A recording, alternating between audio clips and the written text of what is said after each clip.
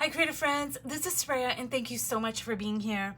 So this is going to be a standalone video, but it also kind of adds on to the video I was talking about where I was talking about Twyla Tharp and this book over here, and it's called Birthing Creation. So how do I bring an idea, an inspiration, a fragment of a memory, of a thought, of an idea into a fully fledged project thing, a piece of art, an art journal, an art exhibition, whatever it is.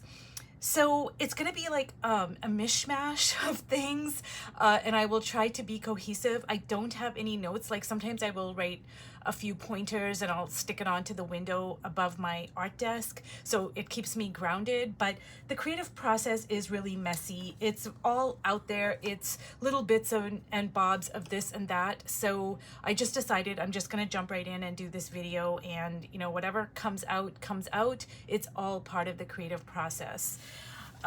So the first thing I did is I bought this book in Italy. It is a sketchbook, and it's not meant for mixed media, honestly. It is a Stifflex brand, and now the words are in Italian, so it's for pastels, markers, pens. I think it's tempera, and there's a couple of other words that I don't know what they mean, but I'm assuming it's all dry media. There is a word that suggests I could use like watercolors on here, but it's not a watercolor weight or tooth. It's a very, it's a good brand. I mean, it's a very good quality paper, but it doesn't have that density of watercolor paper. Now, most of the pages are white, but there are a few colored pages. So all I did is I ripped out, I think it was 4 sheets, and there's a serrated edge, so I took that off and I just folded it in half. And now I'm gonna have, so one sheet is gonna give me 4 pages, if you will. And I might add more to this book. This is in its very birthing stages and phases of my art journal. So what I'm going to do is I am going to talk more about this box over here. Okay. So it started off with an envelope. I had this envelope, I decorated it with an idea of what I wanted, and then I just started putting stuff inside. But then all the stuff got to be a lot, so I transferred it to this box. Now, one of the first things I want to address is that in the video I made where I talked about Twyla Tharp and her book, and I talked about birthing the creative process. And for this journal, this whole box, this idea, this message is where I want to combine the Madonna from Italy. So in the Italian tradition, which goes back to the Western tradition, the Christian tradition in art, in the collective unconscious, it's about the divine feminine. But in Italy, it is the Madonna. And when I made that video, I talked about, the Madonna is always portrayed in her, ever loving, ever sacrificing, ever. And I said, she's in her shadow. And that might seem like a paradox. And I just wanted to clear it up. So yes, if say we're portraying the Madonna, if we are always portraying her only in her light aspects, that is actually a shadow, because nothing can exist in only its light. There has to be some temperance. There has to be an inclusion of the shadowy aspects. If the divine feminine principle is always portrayed as, well, I'm ever loving, I'm ever, and I'm going to put on my sugary sweet voice because that's generally the energy it embodies. I'm ever loving and ever gracious and ever this and ever that and ever. You cannot have a full accounting. So you can't have an image like this. If you don't make room and space and respect for this type of energy of the divine feminine principle, which is do not fuck with me, because I will annihilate you. Don't even think about it. It's not going to happen. It's already done. This is the energy that Kali in this manifestation, she embodies this energy, and there is a very healthy respect for that. Now, I am talking about in mythology, in the collective unconscious. I am not talking about in the culture, because unfortunately, Indian culture is by far one of the most toxic patriarchal cultures where women are treated like absolute trash. So that is for another video. But in the say collective unconscious, there is a very huge space, an equal space that is held for this principle. And when you combine the light and the shadow, now you get something like this, which is empowering, which is empowered, which there's a fullness to this. There's a, hey, I am beautiful, I am kind, I am loving, I am gracious, but, and yet, I am also this bad bitch right here. And that's the way it's going to go down. And you know it by looking at this image. You have to make room for the two things. And this is what I talk about when I talk about Dr. Twyla Estes, and I talk about, you know, Women Who Run with the Wolves and the video series that I'm making. I do not separate any of that from my art, because I don't separate my art from my mind, my heart, my soul, my work.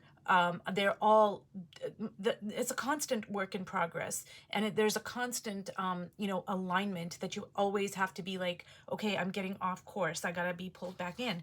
And when Twyla Tharp talks about the box and the spine. So this is the vessel that holds the spine.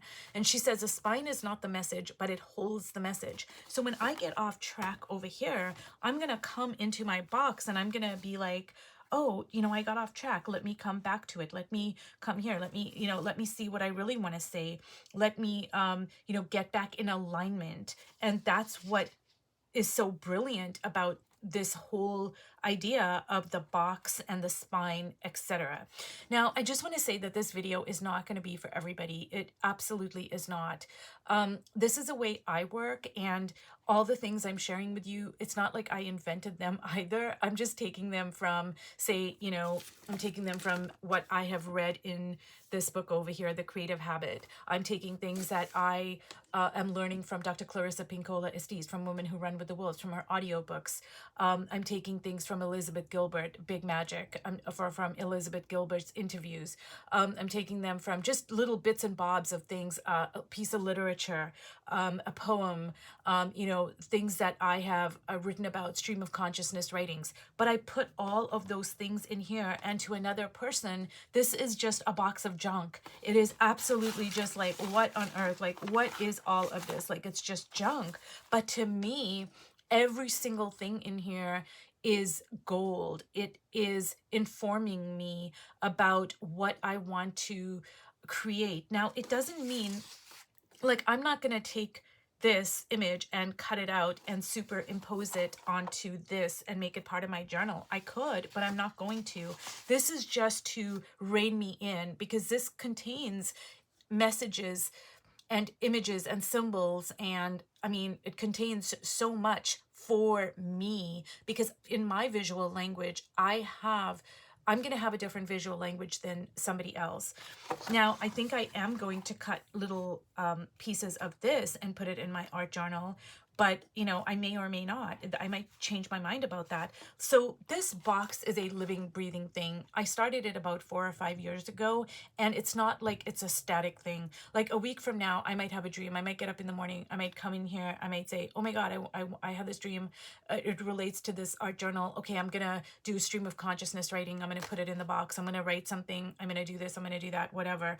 Another thing I always do is I tend to listen to music, because music is an integral part of my visual language and my, how can I put this? It's part of like, okay, so in Indian culture, art encompasses many different aspects, and it's very different than Western art because, you know, keep in mind, Indian culture goes back 5,000 plus years.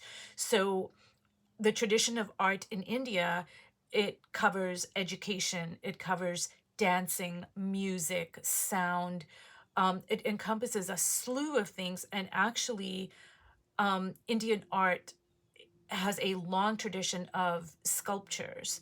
If you go to all the temples, I mean, there are just the most brilliant, amazing sculptures way before there was painting and drawing, etc. So the tradition of art in India is different. The concept of art is different. And I'm going to make another video where I talk about Shakti, which is the divine feminine aspect of creativity, and how that differs from the Western concept of creativity. So I am going to make a video on that.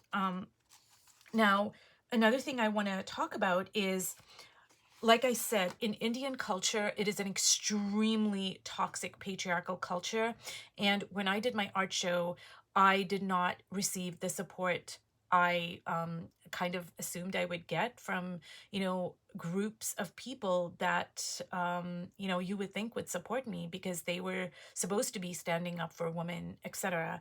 But that did not happen. And I totally understand that. I recognize that. I realize that, but that's not going to stop me from creating the art that I'm creating either.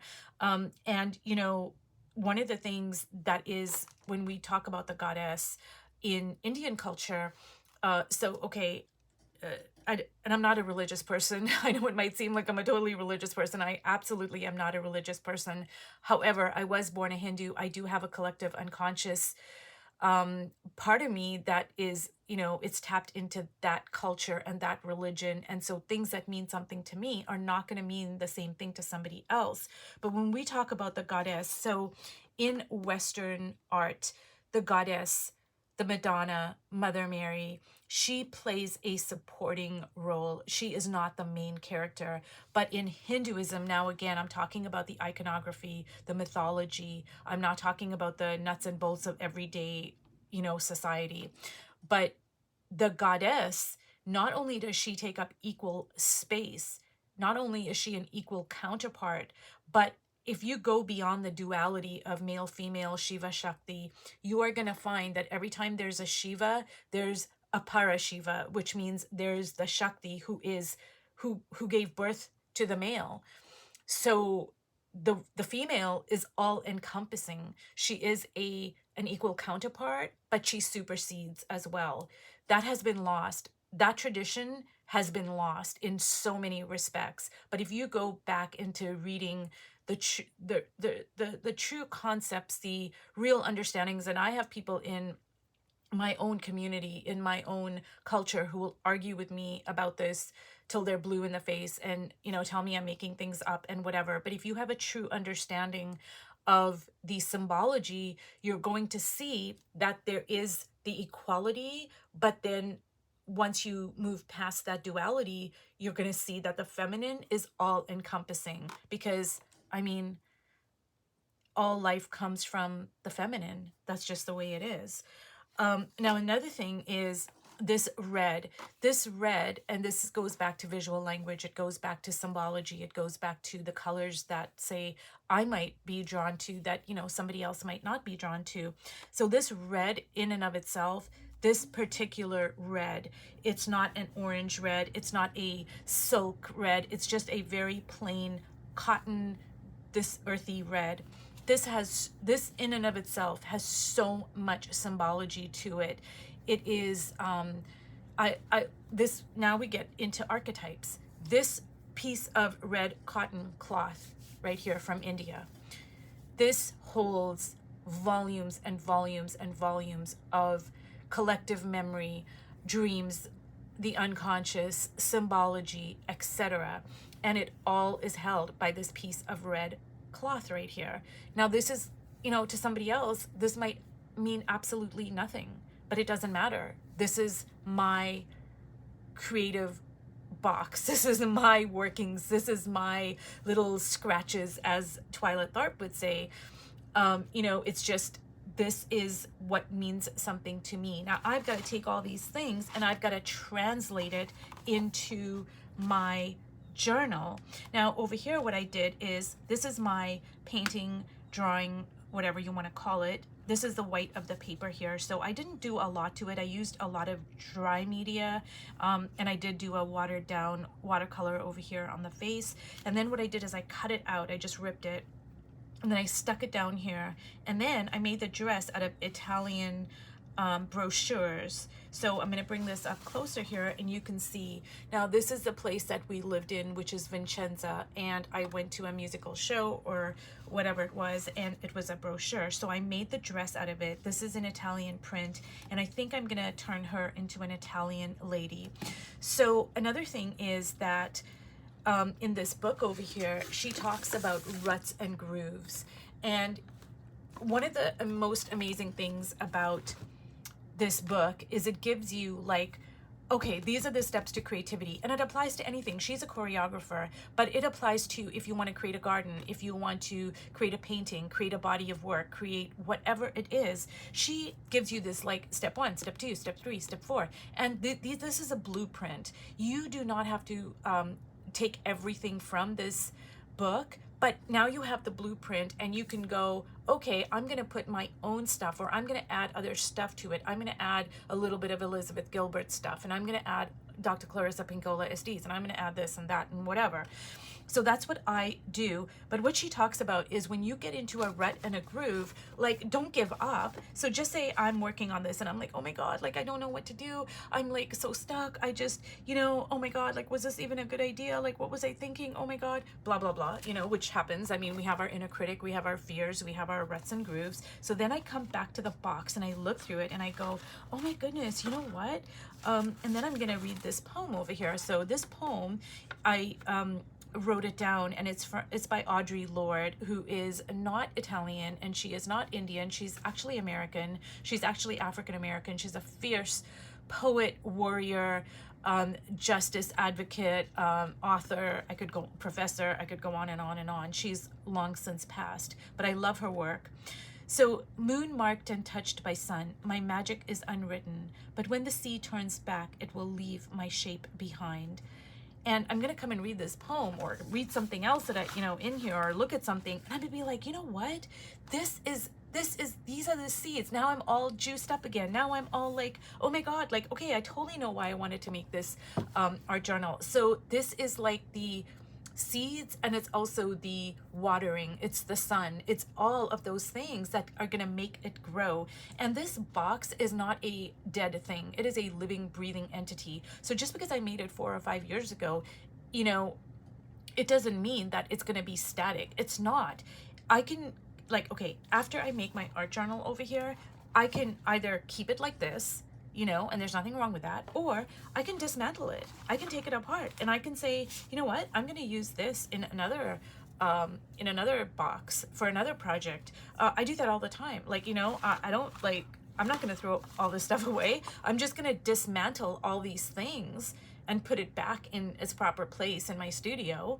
And, you know, then when I go for another project, I mean, this may not work for another project, but it may, you know, I don't know. It depends on what the other project is. So this is not only is it living and breathing, but it's adaptable. It's, you know, you construct it, you can deconstruct it.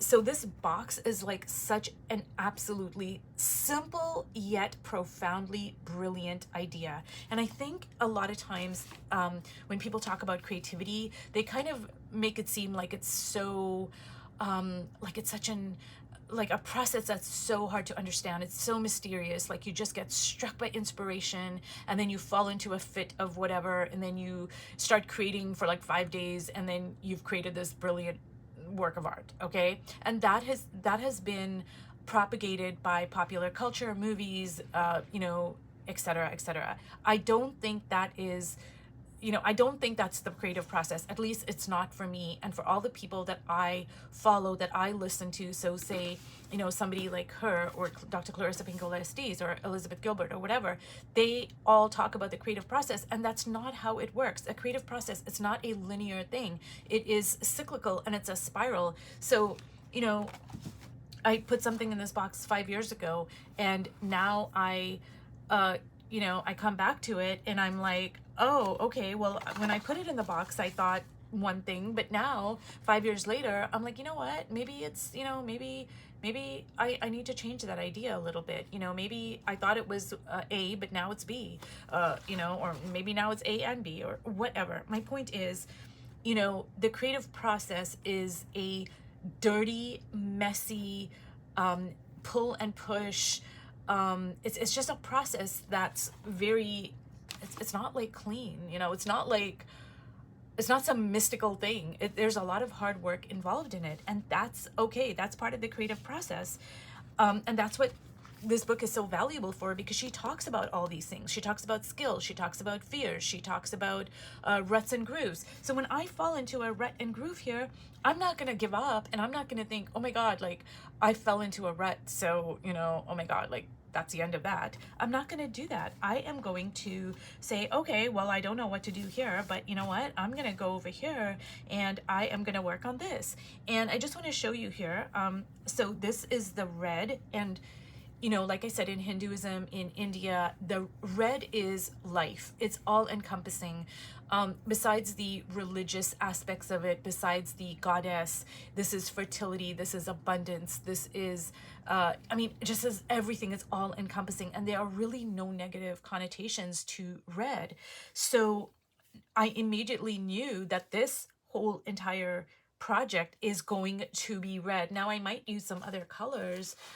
You know, I did put some other colors in here, you know, but it is going to be it's going to be red, and it's not going to be any kind of red. It's going to be like this earthy kind of, you know, gringy, like raw elemental red. And it's already showing up in my art. Like, see, it's showing up. It's showing up, you know? So I just wanted to kind of go more into explaining this. And I just want to say that, okay, so this is an art journal of mine that was published in Art Journaling magazine, and this was many years ago. So this is, let me see here, it's winter of 2013, so 12 years ago. But I just, now that's my art on the cover as well, which I was very, very grateful for. But I just want to kind of explain to you like what happened, okay? So in this article, so I wrote the article, and this is my journal. But this journal over here started off with an idea, with a thought, with, you know, an inspiration, with a download. And then there was scratching as, you know, the Creative Habit, this book. I don't know where the book is actually. I'm sorry. Oh, it's right here. Oh my God. Okay. So she talks about the scratches, you know. So what happened is this art journal started off in a box like this. Well, first it started off with the inspiration. Then I made a box or an envelope or whatever I did. I don't remember. And then I started putting all these different things in it. And it didn't happen overnight. Like, it probably didn't take 5 years, but it happened over, you know, some time, some years. And I started putting things in there. And I didn't talk in here about the box, or I didn't talk about the creative process of what happened. I mean, I talked a little bit about it in terms of my inspiration, but actually this art journal was inspired by Sister Outsider, which is a phenomenal classic feminist book by Audre Lorde. Audre Lorde is one of my all-time favorite inspirations for everything. She just harnesses so much fierce wisdom. She just cuts so clean, and her intellect, her poetry, oh my God, she just always inspires me. So this book, this art journal of mine, was inspired by a book by Audre Lorde. And then I took my own experiences in life, you know, because I was talking about being an outsider, and how that has affected me in my life, and how Audre Lorde talks about embracing your outsiderness status and what that does. And so I made this art journal, and it started off in this type of Like it started off like this, you know, and for this particular art journal that I'm making right now, the scratches for this started off, I'd have to think and go back, like we were actually right on top of a Mother Mary church. Like there was a wall of the Mother Mary church that we shared with the place that we were living. Like seriously. So, you know, I would walk past it every day and I would listen to the church bells, and I, you know, might have listened to a hymn in Italian. I went in there many, many times. I would go into the church. And so that's when the scratches started coming. And then I went to Prague and I saw the Black Madonna, and then more scratches, et cetera, et cetera. So the scratches start, you get a box, you fill it up with different things, you fill them up over time, and well, I shouldn't say you will know when it's time, but I always know when it's time for me to bring this idea into fruition. I know now it is time for me to make this art journal, because everything has kind of the seeds. These are the seeds and the sun and the water. And, you know, now it's time for me to actually, like, you know, watch it bloom, like bring it into creation. So anyways, you guys, I'm sorry, this was all over the place, but this is the creative process for me. Like I said, it's not for everybody. Take what you will. You know, if there's even one or two small things that are helpful in your own creative process, like I said, I didn't invent any of these things. I just take these from all different places and adjust them to suit my creative process, my personality, how I want to work, etc. And so anyways, if you've watched all the way to the end, thank you so much, and I will see you in my next video. Bye.